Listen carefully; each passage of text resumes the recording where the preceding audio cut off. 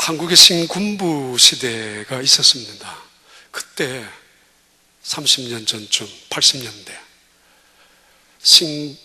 단군 신전을 건축하려고 하는 움직임이 있었습니다.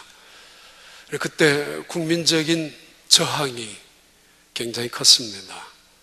통치자들의 의도를 국민들이 알았기 때문입니다. 그러나 지금부터 10년 전쯤 90년대 후반부터 단군 신전을 건축하기 위한 몇몇 사람들의 주장이 있었습니다. 그리고는 그들의 주장에 후원, 지지하는 몇몇 단체들을 통해서 범국민적인 후원을 받기 시작한 적이 있습니다. 그리고는 정치가들의 어떤 지지의 세력까지 힘입어서 동력을 얻어서 결국 단군 신전을 건축하는 거의 범국민적인 정서가 형성되어 있었습니다. 그때 이미 한국의 초중고등학교 390여 곳의 교정에 단군 신상, 동상이 세워져 있었습니다. 그때 390개의 단군 동상이 세워진 것 중에서 41개가 목이 잘라진 채로 파괴되었습니다. 몇 년이 지난 다음 그 단군 동상이 있었던 학교 중에 하나인 우리 고향인 영주 국민학교 교정에 단군 동상의 목을 부서뜨린 목사님을, 친구 목사님입니다, 만났습니다. 그래서 물은 적이 있습니다. 왜 그랬냐고. 그분은, 그 목사님은 그것 때문에 42일 동안 교도소에, 안동 교도소에 수감되었기도 했습니다. 아니 왜 그랬느냐고. 그건 폭력이고 그것은 파괴적인 행위가 아니냐. 혹시 그것 때문에 세상 사람들이 훨씬 더 기독교에 대한 거부감을 느낄 수 있을 것이고 혹은 광신적인 크리스찬들에 대한 혐오감을 더 부추길 수 있는 것이 아니냐라고 이야기한 적이 있습니다. 그때 그 김 목사님이란 분은 이렇게 이야기했습니다. 자기 아이를 데리고 그 학교에 드나들 때마다 한 모퉁이에 정말 동상이 세워져 있는 그걸 볼 때마다 마음속이 너무 불편했답니다. 적어도 하나님 앞에 죄송스러워서 어쩔 줄 몰랐답니다. 그의 마음속에 사실은 평소에 대단히 과격한 목사님이 전혀 아닙니다. 그런데 어느 날 기드온의 꿈도 꾸고 기드온이 바알 우상을 다 때려 부순 것처럼 그러면서 이건 하나님이 주신 내게 계시다 생각하고 그날 밤에 가가지고 망치를 들고 부쉈다고. 후회하느냐 그러니까 아직까지 후회해 본 적은 없다고. 근데 그것 때문에 기독교의 어떤 전도에 방해가 되었다면 어떻게 되겠느냐 그러니까 난 그것까지 생각하지 못했고 내 마음속에 정말 분노가 일었던 것이 사실이라고. 저게 어떻게 내 자식들이 저 가짜신 이 거짓 우상 앞에 드날들다가 어느 순간 절하기 시작하고 어느 순간 새겨지면 그것이 마치 우리나라의 진짜 대한민국의 진짜 신인 것처럼 생각할 수 있기 때문에 그랬다고. 북한에 가면은 우상이라고 말하지 않는 동상이 있습니다. 많습니다. 김일성 동상, 김정일 동상. 심지어 그들은 동상을 만들 수 없는 것 속에는 초상화를 그려가지고 사진을 찍어서 집집마다 붙여놓습니다. 반드시 붙여놓습니다. 다 아시겠습니다만은 더 나아가서 그들은 그 동상을 들고 다닐 수도 없고 초상화를 들고 다닐 수 없으니까 배지에 김일성 초상화를 그려놓은 배지를 그려놓고 달고 다닙니다. 그 나라가 잘 사는 나라입니까? 이사야 46장의 시작 그리고 47장까지 계속 언급되는 이야기는 우상을 섬기다가 망한 그 나라, 우상 때문에 망할 수밖에 없는 그 나라 또 한 번의 이야기를 해주고 있습니다. 물론 하나님은 이스라엘 백성을 구원하기 위하여 바벨론이라는 나라를 망하게 하기 위하여 고레스라는 왕을 목자로 부르셨고 기름을 부으셨고 그가 가는 길마다 하나님이 먼저 앞서서 평탄케 하셨고 그가 쳐부술 성마다 먼저 하나님께서 쇠문을 부서뜨릴 수 있는 그 하나님이 그렇게 예언하셨고 그렇게 함께 하시겠다고 수많은 세상의 왕들을 허리띠를 풀고 그 앞에서 무릎을 꿇고 조아려서 항복하게끔 만드시겠다고 하셨던 하나님. 46장에는 그 나라는 그렇지 않아도 이미 망할 나라인 것을 보여주고 있는 말씀이 46장 1절에서부터 시작합니다. 1절은 이렇게 시작합니다. 벨은 엎드러졌고 느보는 구부러졌도다. 그들의 우상들은 짐승과 가축에게 실렸으니 너희가 떠매고 다니던 그것들이 피곤한 짐승의 무거운 짐이 되었도다. 한때는 그들의 어깨에 짊어진 채로 떠받들어 섬겼던 그 벨과 느보의 우상들, 최고에 잘 나가던 그때 그것을 상징하는 의미로 어깨에 메고 다녔던 것을 말합니다. 가슴에 달고 다니는 것도 마찬가지일 것입니다. 만약에 그들의 그 김일성 배지를 잊어버릴 경우는 큰일 날 것입니다. 옷에 부착하는 것 말이에요. 사실 그가 정신 바짝 차려야 할 것입니다. 무심코 옷을 갈아입고 없었을, 자기도 모르게 우연히 잊어버리거나 그것을 달지 않았을 때는 큰 낭패를 당하고 말 것입니다. 아무튼 그들은 그것을 살아가는 생명줄처럼 붙잡고 있습니다. 바벨론 사람들 한때는 르보 벨이라는 우상을 어깨에 메고 다닙니다. 왕처럼, 왕 이상의 신처럼 섬겼던 때가 있었습니다. 그런데 이렇게 말합니다. 그러나 이제는 가축들이 끌고 다니는 짐이 되고 말았구나. 이제는 가축들이 수레에 끌고 다니는 짐짝이 되어버리고 말았구나. 우리나라 오래전에 보면은 조선시대나 그 예전에 고려시대나 잘 나가던 정승들이, 대신들이 반역자가 되었을 때 사형장에 끌려가거나 유배지로 유배당할 때 반드시 수레에 끌고 갑니다. 끌려갑니다. 수레 위에는 나무 토막으로 만들어진 감옥 같은 것이 그 안에 만들어져 있고 그 안에 제수로 들어갑니다. 그리고는 말이 끌지 않습니다. 연약한 소가 그 수레를 끌고 가게 합니다. 한때 잘 나갔던 어쩌면 왕족들도 유배 갈 때, 사형장에 끌려갈 때 가축에게 끌려갑니다. 한때 잘 나갔던 정성들, 대단한 사람들, 수많은 그 옆에 빌붙어 살아가는 신하들은 그 어깨에 메고 그들을 섬겼고 충성을 맹세했었을 텐데 느닷없이 반역자라는 또는 왕의 명령에 의해서 유배지로 끌려갈 수밖에 없을 때, 사형장으로 끌려갈 수밖에 없을 때 누구도 아는 척할 수 없을 것입니다. 간절히 아마 먼 발치에서 눈물을 머금을 수 있는 사람은 있을런지 모르지만은 모두가 어깨에 섬기고 있었던 그 대단한 왕족들에게 또는 정승들에게 함께 살려고 침을 뱉을 것이고 함께 살려고 돌을, 다른 사람들과 함께 살려고, 그는 이제 죽은 자리로 가니까 돌을 던지는 자리에도 있었을 것입니다. 지금 벨이라는 우상과 느보라는 우상이 한때는 그 백성들의 어깨에서 숭상의 대상이 되었지만 지금은 가축들이 끌고 가는, 그것도 연약한 가축들이 끌고 가는 짐짝이 되어서 비참한 신세, 한심한 신세, 처량한 신세로 끌려가고 있다고 그렇게 예언하고 있습니다. 아니, 그 나라는 그처럼 많은 벨 그리고 느보라는 우상을 섬겼던 나라입니다. 벨. 그 벨이라는 단어는 바알이라는 단어를 압축했을 때 벨이라는 단어로 요약됩니다. 바알.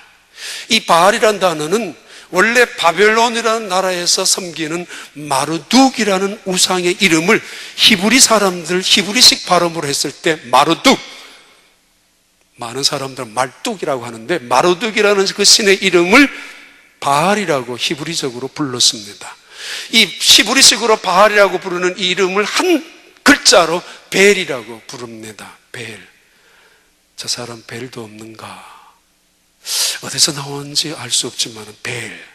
무슨 벨인 줄 압니까? 주피터라는 의미입니다. 주피터. 태양신이라는 것입니다. 이 세상의 우주의 신들 중에서 최광자라고 불릴 수 있는 주피터의 신을 상징하는, 태양을 상징하는, 그 옛날 그 당시 태양이 없으면 죽잖아요. 물론 지금도 이 세상의 지구의 에너지의 시작이 태양이잖아요. 그 빛의 에너지가 이 지구로 건너오지 아니하면은 순식간에 지구는 멸망하고야 맙니다. 아무튼 그 태양을 바알이라고 불렀고, 그 바알 우상의 이름을 베일이라고 합니다. 이 베일이라는 이름을 따서 바벨론의 마지막 왕 벨사살입니다. 내가 베일이라고, 내가 베일 같은 태양 같은 존재라고. 기고만장한 철딱선이 없었던 그 왕, 밤낮 술의 향연과 파티의 주지 육림 속에 있었던 그 왕, 죽고 말죠. 마지막 나라를 망하게 하는 왕으로. 느보라고 불리워지는 우상은 벨을 섬기는, 태양신을 섬기는 잡다한 잡신들을 의미합니다. 많은 신들의 이름들이 있겠죠. 그리스에 가면은 제우스도 있고 아폴로도 있고, 이 신들은 태양을 중심으로 한 최고의 신인 태양을 섬기는, 바벨론 같으면은 벨의 우상을 섬기고 지지하고 후원해주는 쫄병들의 신들의 이름을 느보라고 불렀습니다. 바벨론의 최강국 시대에는 느부갓네살 시대입니다. 그는 조금이라도 염치가 있었던 사람입니다.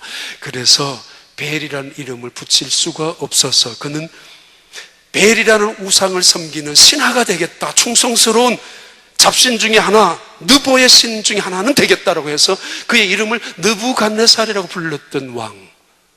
아무튼 바벨론이라는 나라는 온 도성이 벨이라는 우상에 가득 채워졌고, 모든 사람들은 그 벨을 섬기기 위하여 만들어 놓은 수많은 느보 잡신을 어깨에 메고 살았습니다. 그런데 말입니다, 그 신들이 다 무너지고 구부러지고 말았습니다. 왜요? 가짜이기 때문입니다. 왜요? 거짓 신들이었기 때문입니다. 46장 2절 계속해서 이런 말씀을 합니다. 그들은 구부러졌고 벨과 느보를 말합니다. 그들은 일제히 엎드러졌으므로 역시 벨과 느보를 말합니다. 그리고 동시에 여기서 확대합니다. 벨을 우상으로 느보의 잡신을 떠받들고 살았던 수많은 민족들, 백성들, 우상을 섬기는 사람들마저도 엎드러졌다. 일순간에 엎드러졌다. 그러면서 그 짐을 구하여 내지 못하고 자기들도, 벨도, 그리고 느보 잡신들도 잡혀갔느니라. 반역을 꿈꾸다가 잡혀가는 신하들, 그런 사람들 보면은 백성들이 뭐를 생각할까요? 여러 가지 의미가, 감회가 있을 것입니다. 전쟁 중에 한 나라의 군대가 이겼습니다. 패배한 나라의 장군을, 적장을 데리고 옵니다.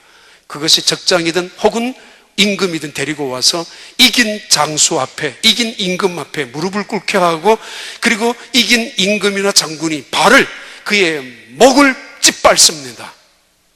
그 순간 구부러진 것을 의미합니다. 적장의 패배한 적장의 장군이 목이 이쪽 승리한 장군의 발에 밟혀지고 있는 그 순간, 수많은 남아있는 포로들, 남아있는 패잔병들은 설마 패잔병이 아니라고 할지라도 스스로가 여전히 건강하다고 할는지 모르지만은 그들은 순식간에 함께 엎드려져야 합니다.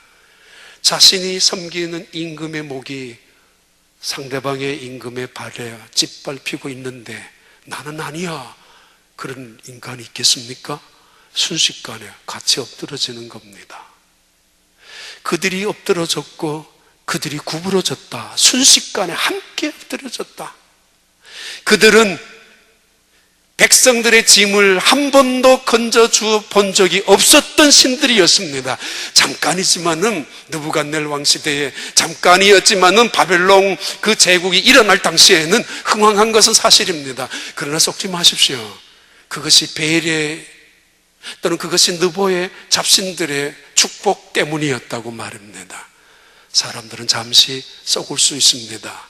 그래서 부적을 사기도 하고 몇백만을 주고, 그래서 이상한 로또를 당첨되는 그 자리에 명당이라고 찾아서 찾아가기도 하고, 그래서 이상한 일들이 일어나면 구슬 벌리기라도 하고 수천만 원을 주면서 말입니다. 속지 마십시오. 잠시 위안은 될런지 모르지만 그들은, 거짓신 그들은, 벨과 느보라고 불리는 거짓신 가짜신 그들은 한 번도 백성들의 짐을 대신 져준 적이 없었습니다.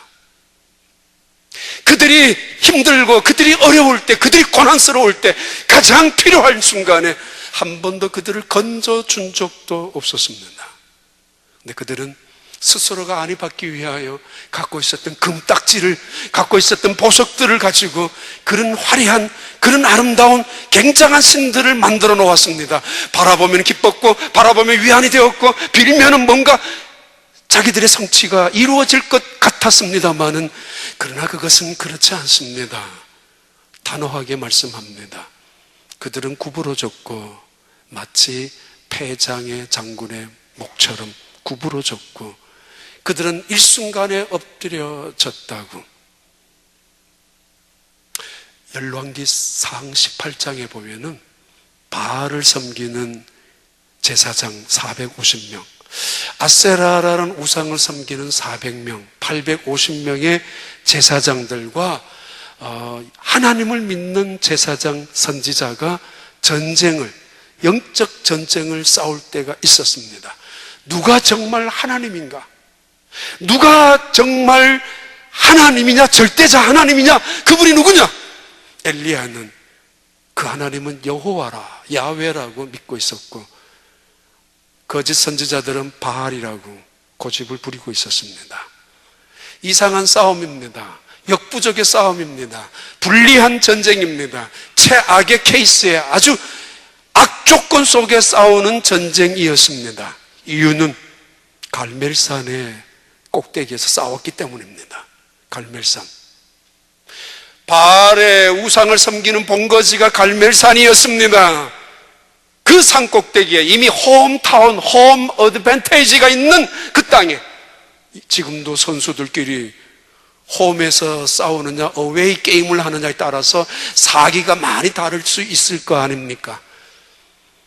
거짓 우상들이지만은 그래도 그들의 본거지가 있는 갈멜산, 그 연모퉁이에 폐허가 된 하나님의 제단, 무너진 채로 항무지가 되어져 있는 하나님의 제단, 잡초만 우거져 있는 하나님의 제단이 깨어져 무너져 있습니다.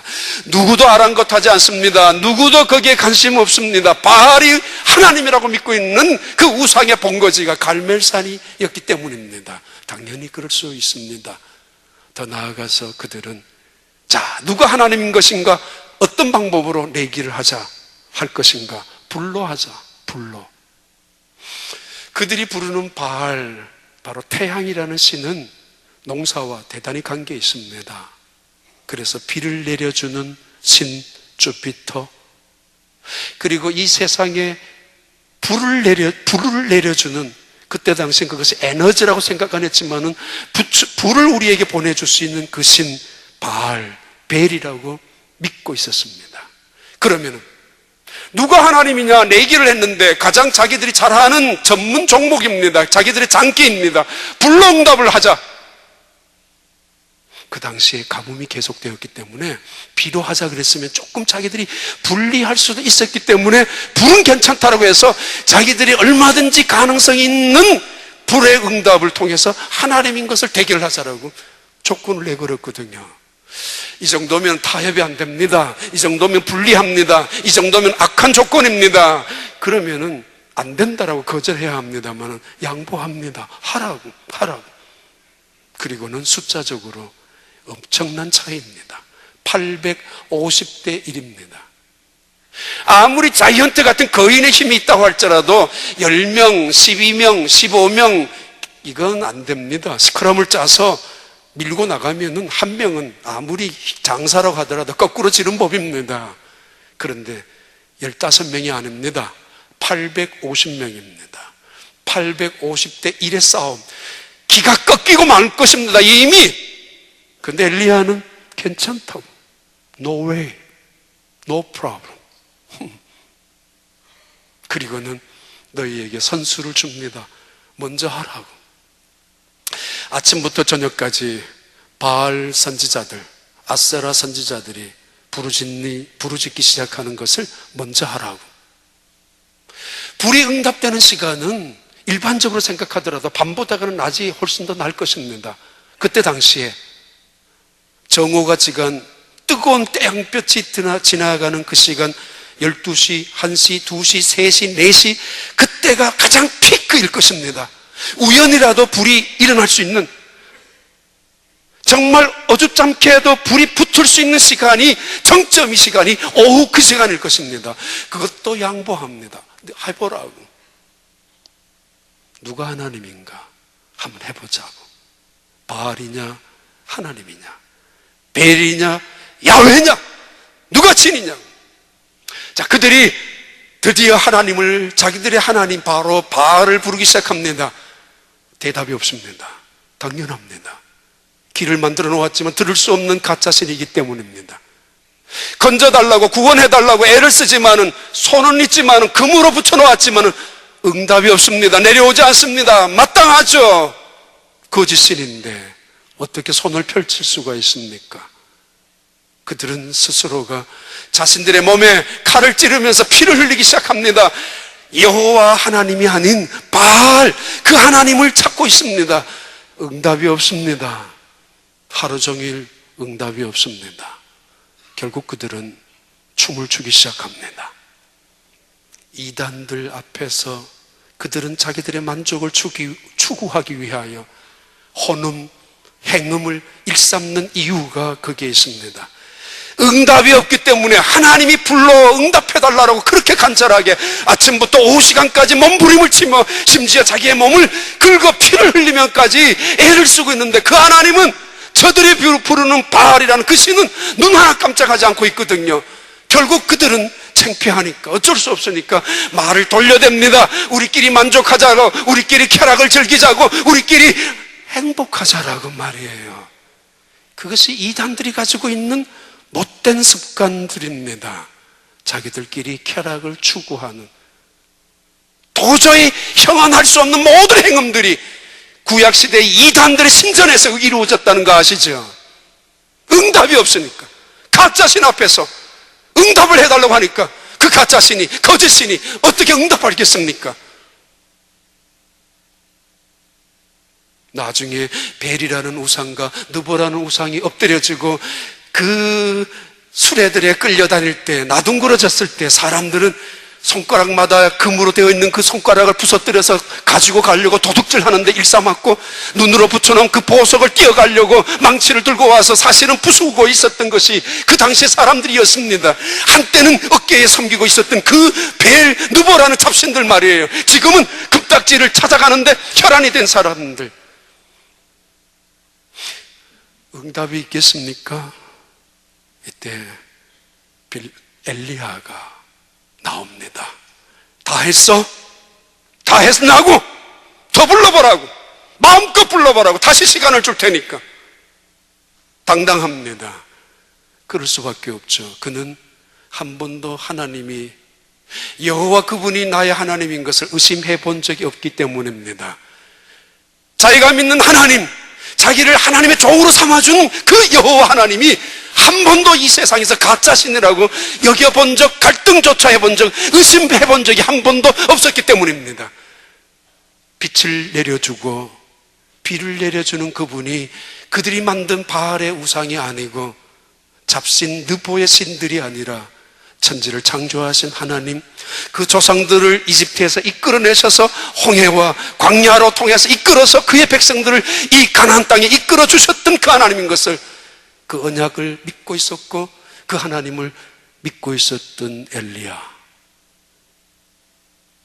하나님을 향하여, 하늘을 향하여 기도합니다. 여호와 하나님, 응답하십시오. 하나님만이 참 하나님인 것을 이 온 백성들로 하여금 알게 해 주십시오. 불을 내려달라고요? 그러면 한번 확인해 봐야 됩니다. 물기가 있는 거 닦아야 합니다. 한 번 더 점검해 봐야 됩니다. 만약이라도 불이 떨어졌을 때 수분이 많이 있으면 혹시라도 쉽게 불이 안 붙으니까 물기를 점점점 덮어나가야 합니다. 더 깨끗하게 해놓아야 합니다. 그래야 마른 땅에 장작에 불이 붙을 수 있는 것처럼 쉽게 간단히. 그런데 말입니다, 엘리야는 물을 퍼오게 하죠. 장작더미 위에 물을 붓습니다. 아니, 가뭄에 왜 물을 부어요? 가만히 두어야 오를 텐데. 장마에 물 묻은 장작을 불을 붙이는 거 쉽지 않습니다. 애를 쓰면 오래오래 노력해야 합니다. 물이 깊게 묻어있는 재물에 불이 붙는다는 거 정말 힘든 법입니다. 그런데 물을 쏟아붓습니다. 그리고 도랑마다 깊게 파라고 말합니다. 재물 주위에. 도랑에 있는, 도랑에다가 저 밑에 갈멜살 아래 보였던 바다, 지중해 바다가 있는데 그 지중해 바다에 물을 길러 왔을 것입니다. 붓습니다. 그래 놓고 나서 기도하셨습니다. 아니, 여호와여, 불로 응답하세요. 말도 되지 않잖아요. 물을 닦아내고 해달라고 해야 될 텐데. 그러나 그는 한 번도 의심해 본 적이 없습니다. 그리고는 누구도 거들떠 보지 않아야 하는 그 아세라, 바알이라는 우상이 판을 치고 있는 그 자리에, 그는 그 자리에서 여호와의 제단을 하나하나 쌓기 시작합니다. 12개의 기둥을 올려놓습니다. 그리고는 하나님을 향하여 기도합니다. 여호와 하나님, 불로 응답하소서. 불로 응답하소서. 그 유명한 멘델스존의 엘리야라는 오라토리오도 있습니다만, 불로 응답하소서. 그 말이 채 끝나기도 전에 하늘에서 불이 내려와서 어쩌면은 물로 가득 차 있는 그 재물을 불로 붙이고 말았습니다. 그리고는 물도 태우고 말았습니다. 땅도 태우고 말았습니다. 봐라! 누가 하나님이냐? 누가 가짜냐? 누가 진짜냐? 이래도 믿지 못하겠느냐? 그러면서 엘리야가 모여들었던 수많은 이스라엘 백성들, 그 당시에 북쪽 이스라엘 백성들, 아합 시대 이스라엘 백성들, 한때는 아합 왕의 통치력에 의해서, 아합 왕의 뛰어난 외교 전술에 의해서 사실은 북쪽 이스라엘이 강성해진 적이 있었습니다. 그러나 말입니다, 지금은 그렇지 않습니다. 하나님이, 엘리야가 백성들을 향하여 말합니다. 백성들아, 언제까지 너희들이 바알과 하나님 사이를 머뭇거리려느냐? 여호수아도 왜 이스라엘 백성들아 여호와 앞에서 머뭇거리느냐라고 말했던 것처럼 엘리야가 그 당시에 모여든 이스라엘 백성들을 향하여 말씀하신 말씀입니다. 머뭇거리느냐라는 말은 춤을 춘다라는 동사에서 파생된 언어입니다. 춤을 춘다, 관절이 부러질 만큼 온몸을 뒤틀면서 춤을 추는 거, 항홀경까지 들어가는 거, 엑스타시까지. 바알에게도 춤을 춥니다. 기웃거립니다. 그리고 윙크를 합니다. 그것도 나에게 안위를 줄 거라고 생각하고, 뭘 어때? 한 번쯤, 하나쯤은 더 가지는 게 어떠냐고 말이에요. 그러면서 바알에게 기웃거리며 눈짓을 하며 춤을 추다가 주일이면 어김없이 하나님 앞에 찾아와서 다시 하나님 위로해 주세요. 하나님 평안 주세요. 나는 하나님도 잡고 있습니다. 라고 말하는 그들을 향하여 언제까지나 머뭇 춤을 추고 있느냐라고. 두 개를 잡고 있으면 두 개의 복이 있는 것 같지만은 그렇지 않습니다. 양편을 다 잡고 있으면 그만큼 더 큰 축복이, 그만큼 더 큰 능력이 우리를 행복해 줄게 만들어주는 것 같지만은, 아니, 때로는 그것이 지혜, 처세인 줄 알지만, 그것이 경건인 줄 알지만은 아닙니다. 바알에게도 춤을 추고 있었던 이스라엘 백성들, 그래도 하나님도 여전히 버리지 아니하고 붙잡고 있었던 이스라엘 백성들, 그 결과 그 땅은 황무지가, 그 땅은 기근이, 그 땅은 가뭄에 쩍쩍 땅바닥이 갈라진 채로 곡식 하나 거두지 못하는 수많은 사람들, 그 당시에 죽어가서 자기의 자식마저도 죽일 수 있는 그런 상황이 바로 우상을 섬겼던, 우상과 하나님을 겸하여 섬겼던 그 시대의 상황이었습니다. 북한에 그 많은 우상들, 동네마다 동상이 서 있는데 그 땅이 쩍쩍 갈라지지 않는다면 이상하지 않습니까?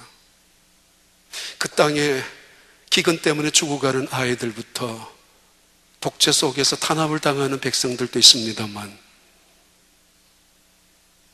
분명한 것은 우상을 세운 그 나라는, 우상을 섬기는 그 나라는 결코 하나님이 그냥 보시지 않는다는 사실입니다. 공중 서커스를 하는 중에서 밧줄을 타는 것과 그네를 타는 공중 묘기가 있습니다. 가장 어려울 때가, 어려운 순간이 어떤 것인가 하면은 그분들의 이야기입니다. 이쪽 그네를 타고 다니다가 저쪽 그네로 옮겨가고, 이쪽의 그네에 타서 한 사람의 손을 붙잡고 있다가 다른 사람의 손을 잡아야 하는데, 가장 위험한 순간이 언제인가 하면은 이쪽 그네를 잡고 있으면서 이쪽 그네로 던져가야 되는데 잡고 있는 순간입니다. 사람들은 이쪽 그네에 손을 안 놓습니다. 놓으면 죽는 줄 아니까, 떨어지면 큰일 나니까 안 놓고 이쪽 손을 가지고 이쪽 그네를 잡아야만 놓으려고 하는 본능적인 것이 있다고 합니다. 그게 가장 위험하다는 것입니다. 놓아야 합니다. 두 손을 놓으면 이쪽을 잡습니다. 한 손을 잡고서 다른 사람 손을 잡으려고 할 때 그것이 위험하다는 것입니다. 예수님 말씀하십니다. You cannot do it.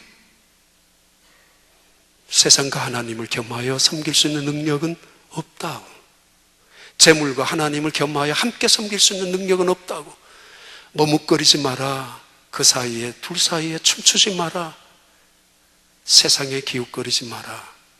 너희 하나님을 보라라는 것은 확실한 모든 것을 포기를 말합니다. 손을 놓는 것을 말합니다. 하나님을 향하여 온전히 맡기는 것을 말합니다. 이사야 46장 1절 2절 그리고 47장 전체는 우상을 섬기는 바벨론이라는 나라는 벨사사들이라는 왕과 더불어서 폐하가 되고 망할 수밖에 없다는 사실을, 우상과 더불어서 섬겼으니까 그 우상이 쫓겨나가니까 결국은 우상과 더불어서 쫓겨날 수밖에 없고, 우상이 넘어졌으니까 우상을 붙잡고 있던 백성들도 함께 넘어질 수밖에 없는 거 아니냐라고 말씀하시는 예언입니다. 가짜 붙잡고 위로받으려고 거짓 것 붙잡고 그 앞에서 맹세하며 살아갈 이유 하나도 없습니다. 봐요. 그러면서 우리에게 기억하라고 확실하게 말씀하시는 것이 46장에 나옵니다. 46장 3절과 4절에 우리 함께 읽습니다. 야곱의 집이여, 이스라엘 집에 남은 모든 자여, 내게 들을지어다. 배에서 태어남으로부터 내게 안겼고 태에서 남으로부터 내게 업힌 너희여. 4절, 너희가 노년에 이르기까지 내가 그리하겠고 백발이 되기까지 내가 너희를 품을 것이라. 내가 지었은즉 내가 업을 것이요 내가 품고 구하여 내리라. 하나님이 우리에게 우상을 섬기지 아니하고 하나님을 택한 우리를 향하여 첫 번째 기억하라. 내가 너희를 모태에서부터 안아주었어. 아니, 내가 너를 안아주었고 품었단 말이야. 모태에서 잉태될 때부터. 그리고 그것으로 끝나는 게 아닙니다. 노년이 될 때까지, 백발이 될 때까지 나는 너를 품어줄 것이야. 하나님의 약속입니다. 느보 앞에서 절하지 아니하고 벨 우상을 떠받들고 섬기지 아니하는 이스라엘 백성들, 야곱의 남은 사람들, 렘넌트 이스라엘 백성들을 향하여 하나님의 신실한 약속이고, 하나님이 기억하라. 너는 노년이 될 때까지, 백발이 될 때까지 내가 품어줄 것이라고 말씀하시는 말씀입니다. 하나님보다가 큰 교만 가지고 있는 사람은 안길 수 없습니다. 결코 하나님의 품에 안길 수 없습니다. 하나님 품에 안기는 사람은 산만한 사람이라 할지라도 겸손하면은 은혜를 사모하면은 그 품에 안길 수 있는 법입니다. 그리고 기쁨과 행복이 그 안에 있는 법입니다. 내 딸을 100원에 팝니다라는 북한에서 2004년도에 탈북한 장진성이라는 분이 지은 시가 있습니다. 그분은 이 시로 인하여 2012년에 영국 런던의 옥스퍼드 문학상을 받았고 렉스 워너상을 수여하기도 했습니다. 그리고 노벨 문학상 후보에 올라간 사람들에게 주는 명예 작가상을 받기도 했습니다. 신경숙이라는 분이 엄마를 부탁해라는 책과 저자와 더불어서 이분이 장진성이라는 분인데 2009년도에는 일본어로 2010년도에는 미국 영어로 번역된 글입니다. 이런 내용입니다. 내 딸을 100원에 팝니다. 그는 초췌했다. 내 딸을 100원에 팝니다 라고 쓰여진 종이를 편말에 붙은 채 목에 걸어있는 그 여인, 어린 딸인 것 같은 딸을 옆에 세운 채 시장 바닥에 서 있던 그 여인은, 그는 벙어리였다. 팔리는 딸내와 팔고 있는 모성을 보며 사람들이 던지는 비난과 비방과 저주에도 한숨 내쉬며 땅바닥만 내려보던 그 여인은, 그는 눈물도 없었다.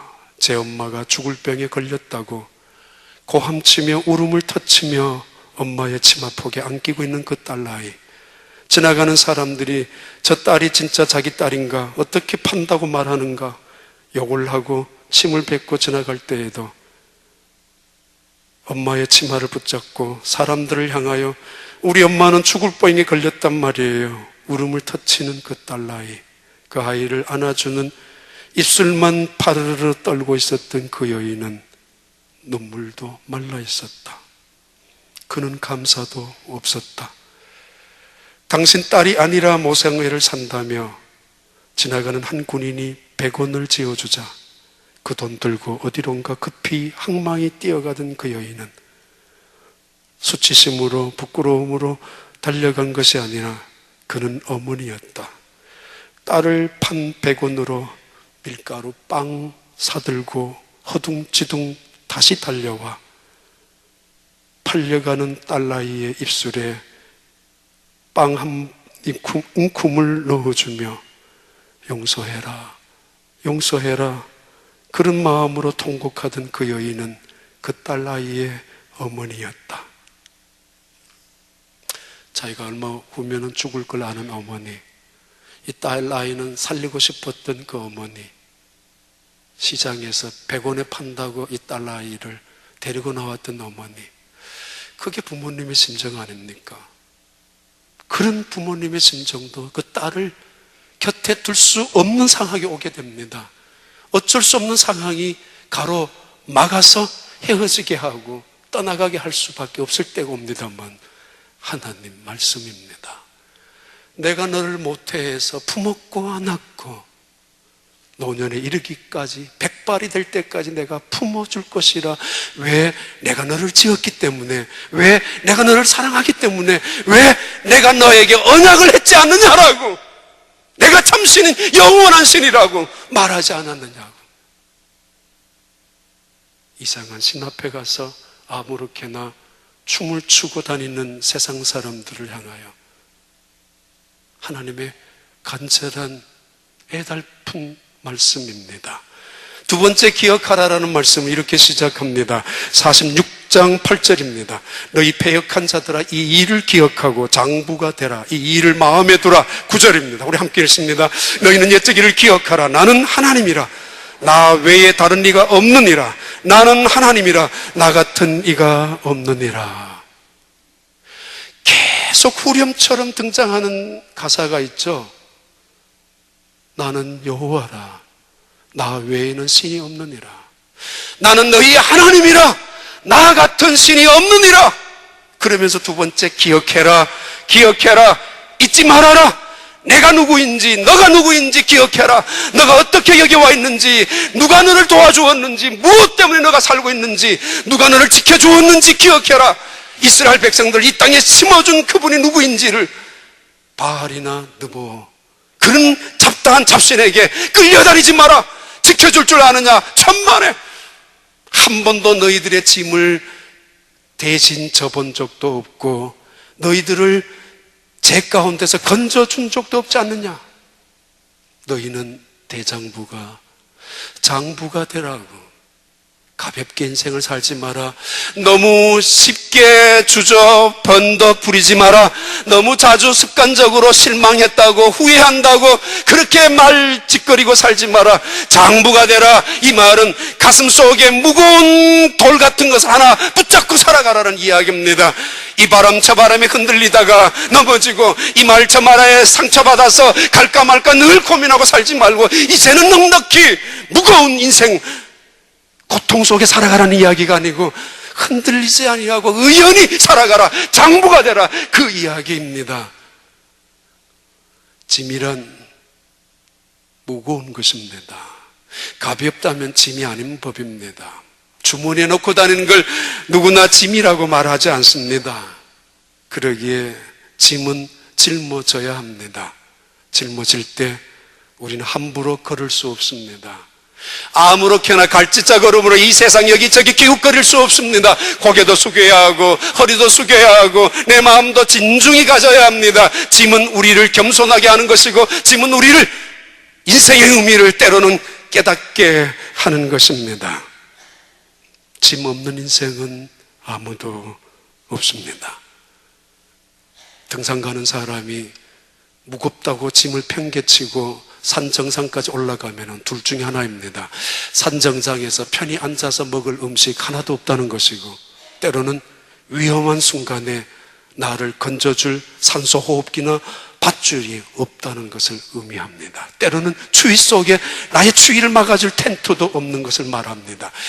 아무렇게나 내 인생 무겁다고 버리는 거 아니에요. 아무렇게나 내 인생 고통스럽다고 포기하고 다른 짐 없는 인생을 찾아가는 것도 아닙니다. 아니 다른 신에게 찾아가서 내 짐을 맡아달라고 거짓 신에게 아무렇게나 손 내미는 거 아닙니다. 누구에게나 짐은 있습니다. 인생 자체가 짐입니다. 가난도 짐이고 부여도 짐입니다. 질병도 짐이고 건강도 짐입니다. 건세도 짐이고 책임도 짐입니다. 헤어짐도 짐이고 만남도 짐이고 사랑도 짐이고 미움도 짐임에 틀림없습니다. 자식도 짐이고 믿음도 짐입니다. 그러나 말입니다. 이 짐을 아무렇게나 아무 신에게다 맡기려고 하지 마십시오. 누봇 그리고 벨 그들이 너희들의 짐을 대신 져본 적이 너희들이 짐 속에 빠져 있었을 때 건져준 적이 언제 있었느냐라고 오히려 그들은 가축들의 짐이 되어버리고 말았다고. 지금 그 우상들은 잘 나가던 우상들은 소나 돼지 앞에 짐짝 취급을 받고 있다고. 아프리카나 아마존 강 주변에 사는 어떤 원주민들은 강을 건널 때에 돌을 가슴에 안고 건넌다고 하죠. 왜요? 강물이 넘치면은 내 몸이 너무 가벼우면 강물에 떠내려갈 수가 있기 때문에 돌을 들고 지나갑니다. 건너면 그 돌을 남겨놓습니다. 그 다음 다른 사람이 다시 건너올 때 그 돌을 갖고 옵니다. 짐이란 우리를 지켜주는 생명 같은 것이기도 합니다. 차가 빠졌을 때 헛바퀴 돕니다. 사람들이 다 내려서 밀기도 합니다. 때로는 안 될 때 짐을 태웁니다. 그러면 바퀴가 빠져나올 때도 있습니다. 짐이란 우리의 삶을 균형을 만들어 주는 것이기도 하기도 합니다. 그런데 우리에게 귀한 메시지가 있습니다. 어디 가도 그 짐 하나 맡길 수 없는 인생이지만은 내가 너희들의 짐을 맡아준다고, 함께 져주겠다고. 그래서 그분이 너희들이 백발이 될 때까지 내가 품어줄 것이고 안아줄 것이라고. 이 짐이 뭐냐라고, 이 짐 때문에 왜 이러느냐라고 나무라진 적 한 번도 없으신 그분이 나중에는 그 짐보따리 풀었을 때에 기쁨이 있고 감사가 있고, 그리고 그 짐보따리를 통하여 간증을 드러나게 할 만큼 축복으로 우리에게나 맡겨두신 짐들, 행복해 할 수 있는 것들입니다. 마지막 말씀은 46장 12절과 13절의 말씀인데 한번 봐요. 12절 13절 같이 읽습니다. 마음이 완악하여 공의에서 멀리 떠난 너희여 내게 들으라. 그리고 13절 내가 나의 공의를 가깝게 할 것인즉 그것이 멀지 아니하나니 나의 구원이 지체하지 아니할 것이라. 나의 영광인 이스라엘을 위하여 구원을 시온에 베풀리라. 기억해라. 내 말은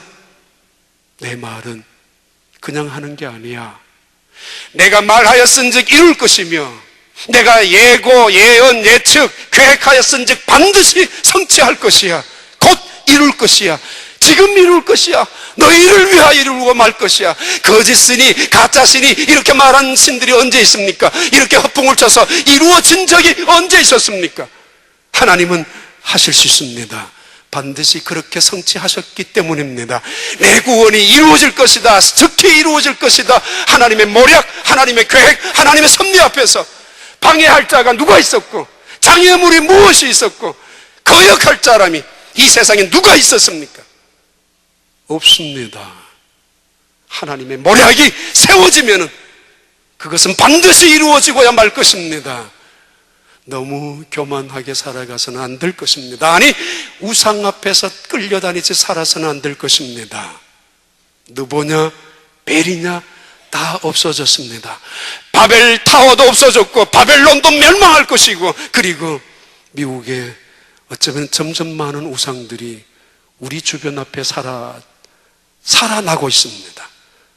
우상 하나 없었던 청교도의 신앙 속에서 세워졌던, 그 전에 인디언들이 다른 문화를 갖고 있었지만 이 땅에 수많은 우상들이 점점 세워져 가고 있습니다. 우상과 싸우는 오늘의 세계, 누가 하나님이냐? 여전히 우리가 믿는 여호와 그분만이 참 하나님이십니다. 나 외에는 신이 없느니라. 빛도 짓고 어둠도 창조하신 나 여호와, 환난도 짓고 평안도 지은 나 여호와, 이 모든 것을 행하는 자 나 여호와이니라. 내가 새 일을 너희에게 행할 것이다. 광야의 길을, 사막의 강을 내어서 너희들에게 먹게 할 것이다. 나 여호와 외에는 신이 없느니라. 기도합니다.